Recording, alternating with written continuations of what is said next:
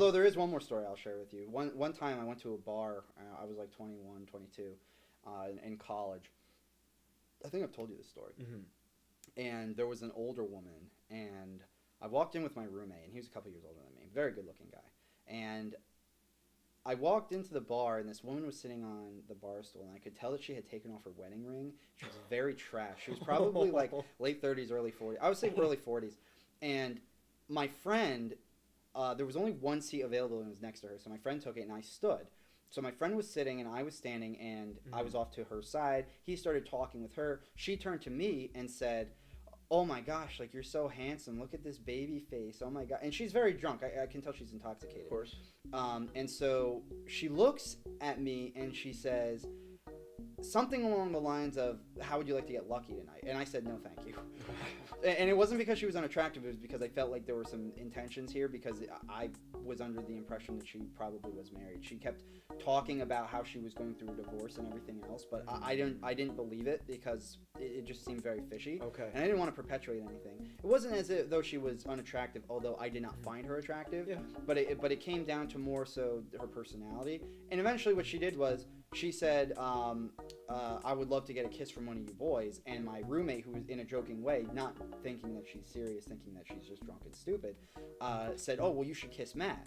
And so she literally grabbed my face and tried to kiss me. Luckily, this is a 40-year-old woman, and I was a 20-year-old man, and I didn't have to really try hard to just kind of like pull away. Yeah. But that would have made me very uncomfortable. I had a similar experience in a bar as well. I was visiting a friend away at school, and I believe at this point they went off to go dance, and I just wanted to, like, I was just at the bar having more drinks, and this girl, as I'm like, I got my drink and I'm like walking away from the bar, this girl grabbed, like, I was very inebriated. I was drunk, but I was still with it a little bit, to know what was going on. I've been there. She grabs my wrist and like actually tries to like pull me out the door. Yep. And I felt very uncomfortable by it, and I was like no. So I kind of like yanked myself away and like ran off to find my friends again.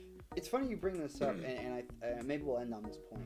But why is it acceptable for women to do that? No, it's not. Why do they But it think isn't. that? It's yeah. not, and I completely agree. But why do they think that? Because I'll tell you something. Men definitely, and I could have my statistics wrong here, but last I checked, men definitely commit more sexual assaults in that sense to women rather than women to men. Not that women to men does not happen, because it definitely happens, and it's not talked about, and that's another topic for another day. But men definitely commit more of the sexually aggravated assaults. So that's worldwide. That's global. So my question is, why is it perfectly acceptable for a woman in public to do something like that? Because generally when men are going about those types of evil actions, they do it in private. You're right, and it almost makes me want to think and like stop and think, okay, like what if I instead in that situation, what if I was the guy doing that to a girl? And like that's no, like I would have got probably beat down or thrown out by the bouncer. You would have gotten your ass kicked. In fact, when the girl did that, the bouncer that is he runs the door there watched the thing happen and didn't do a thing. They won't. They won't, because society accepts that kind of behavior. I could already see how the story might go. Like, say he did grab her and throw her up, then he might be the one to get in trouble. This is a fine blade, just like our fine videos.